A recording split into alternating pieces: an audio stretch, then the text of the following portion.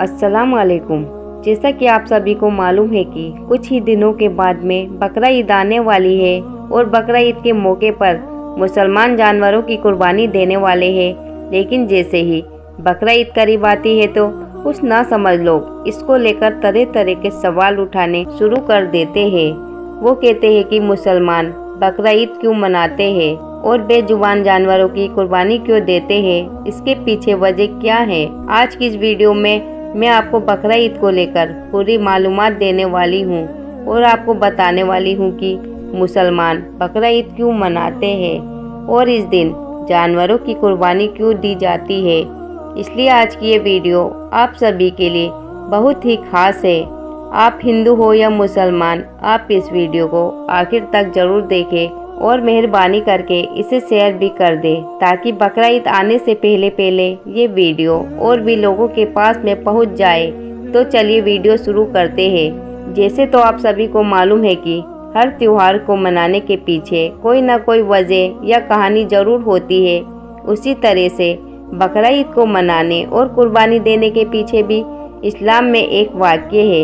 याद रखें, अल्लाह ताला अपने महबूब बंदों से यानी कि अपने नबी और पैगंबरों से बहुत मोहब्बत किया करता है और वक्त वक्त पर उनका इम्तिहान भी लेता है। इसी तरह से एक बार हज़रत इब्राहिम अलैहिस्सलाम का भी इम्तिहान लिया गया। हजारों साल पहले की बात है कि एक रोज हज़रत इब्राहिम अलैहिस्सलाम अपने घर में आराम फरमा रहे थे कि उनकी आँख लग गई, यानी कि आप पर नींद गालिब हो गई। तभी आप अलैहिस्सलाम ने अपने ख्वाब में देखा कि अल्लाह ताला आपसे फरमा रहा है, ए इब्राहिम, आप अपनी सबसे प्यारी और अजीज चीज को मेरी राह में कुर्बान करो। याद रहे, नबी और पैगंबरों का ख्वाब कभी झूठा नहीं हो सकता। इसलिए हजरत इब्राहिम अलैहिस्सलाम ने ये ख्वाब सच जाना और अपनी अजीज चीज को अल्लाह की राह में कुर्बान करने के लिए तैयार हो गए। उस वक्त हजरत इब्राहिम अलैहिस्सलाम के पास में काफी तादाद में ऊँट हुआ करते थे। इसलिए सुबह होते ही आपने उनमें से 100 ऊँटों की कुर्बानी दे दी, यानी कि 100 ऊँट अल्लाह की राह में कुर्बान कर दिए। मगर फिर जैसे ही दूसरी बार आपकी आँख लगी तो फिर से अल्लाह ताला की तरफ से आवाज आई, ए इब्राहिम, आप अपनी सबसे प्यारी और सबसे अजीज चीज को मेरी राह में कुर्बान करो। तो इसलिए फिर से दूसरे दिन हजरत इब्राहिम अलैहिस्सलाम ने 200 ऊँटों की कुर्बानी दे दी, यानी 200 ऊँट अल्लाह की राह में कुर्बान कर दिए। मगर फिर तीसरी रात जैसे ही आपकी आँख लगी तो अल्लाह ताला की तरफ से फिर से वही आवाज आई, ए इब्राहिम, आप अपनी सबसे प्यारी और सबसे अजीज चीज को मेरी राह में कुर्बान करो। ये सुनकर आप अलैहिस्सलाम सोचने लगे कि मेरे लिए सबसे प्यारी और सबसे अजीज चीज तो मेरा बेटा इस्माइल है। आप सोचने लगे कि अल्लाह ताला कहीं ये तो नहीं देखना चाहता है कि मैं सबसे ज्यादा प्यार अपने फर्जंद यानी कि अपने बेटे इस्माइल को करता हूँ या फिर अपनी खाली की हकीकी से करता हूँ। तो मेरी बहनों, आपको बता दूँ कि हजरत इब्राहिम अलैहिस्सलाम और हजरत हाजरा का सिर्फ एक ही बेटा था और वो भी काफी दुआ और मन्नत करने के बाद में अल्लाह ताला ने उनको बुढ़ापे की उम्र में अता किया था। इसलिए हजरत इब्राहिम और हजरत हाजरा अपने बेटे इस्माइल को बहुत प्यार किया करते थे। मगर जैसे ही आप अलैहिस्सलाम ने अल्लाह ताला का ये हुक्म सुना तो आपने ये इरादा कर लिया कि वो अपने सबसे अजीज चीज और सबसे प्यारे बेटे इस्माइल को अल्लाह की राह में कुर्बान कर देंगे। इसलिए फिर दूसरे दिन हजरत इब्राहिम अलैहिस्सलाम ने अपनी बीवी हजरत हाजरा से कहा, ए हाजरा, अपने बेटे को गुस्ल कराओ, नए कपड़े पहनाओ और खुशबू लगाकर बिल्कुल दूल्हे की तरह तैयार कर दो। आज हम अपने दोस्त के घर पर दावत पर जा रहे हैं। ये सुनकर आपकी बीवी हजरत हाजरा बहुत खुश हुई और खुशी खुशी से अपने बेटे हजरत इस्माइल को तैयार कर दिया।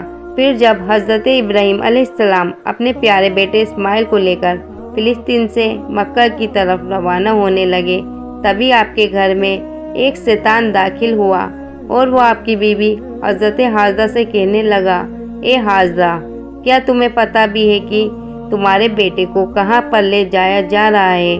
तुम्हारे बेटे को तुम्हारा शोहर किसी दोस्त के घर दावत पर नहीं ले जा रहा है, बल्कि तुम्हारे प्यारे बेटे इस्माइल को कुर्बानी करने के लिए ले जाया जा रहा है, यानी कि मारने के लिए ले जाया जा रहा है। ये सुनकर हजरत हाजरा ने कहा, मैं अपने इब्राहिम को अच्छी तरह से जानती हूँ। भला एक बाप अपने बेटे को क्यों मारेगा?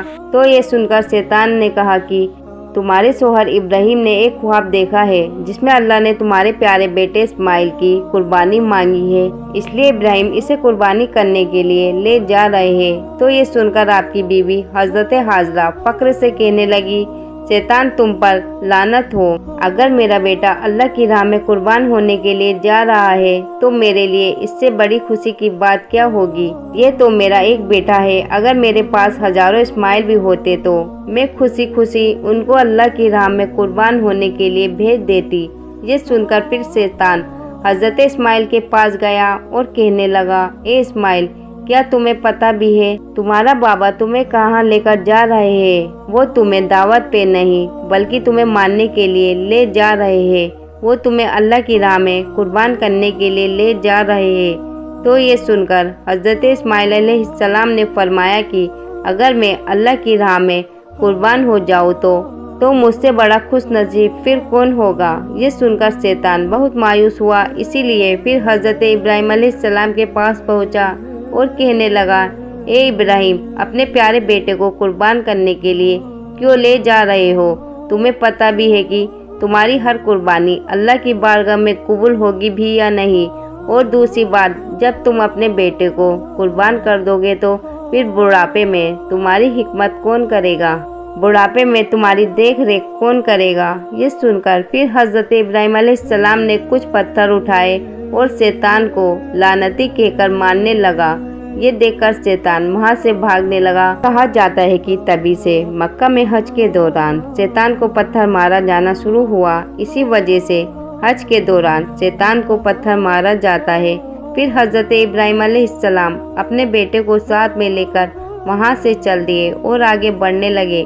थोड़ी दूर जाने के बाद में आपने अपने बेटे से फरमाया, ए इस्माइल, क्या तुम्हें पता भी है कि हम आपको अल्लाह की राह में कुर्बान करने के लिए ले जा रहे हैं? तो ये सुनकर आपका बेटा हजरत इस्माइल अलैहिस्सलाम कहने लगे, बाबा जान, इससे बेहतर मेरे लिए क्या होगा कि मुझे अल्लाह की राह में अल्लाह के नबी कुर्बान करने के लिए ले जा रहे हैं। लेकिन बाबा, मेरी एक इल्तिजा है, जब आप मेरा गला काटोगे तो आप वो देख नहीं पाओगे, इसलिए पहले आप रस्सी से मेरे हाथ और पाँव को अच्छी तरह से बांध लीजिए और मैं चाहता हूँ कि आप भी अपनी आंखों पर पट्टी बांध लें ताकि आपको मेरे गले पर छुरी चलाते वक्त तरस न आ जाए।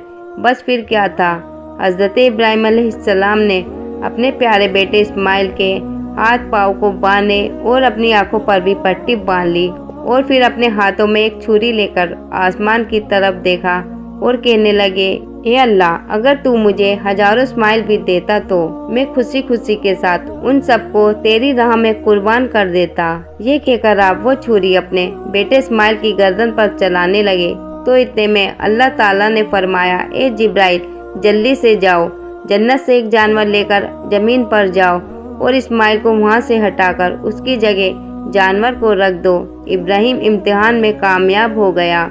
जैसे ही हजरत इब्राहिम अलैहिस्सलाम ने गर्दन पर छुरी को फेरा तो खून बहने लगा, मगर उसके बाद में आपने जैसे ही अपनी आंखों से पट्टी को हटाया तो आपने देखा कि आपके पास में ही आपका बेटा इस्माइल सही सलामत खड़ा हुआ है।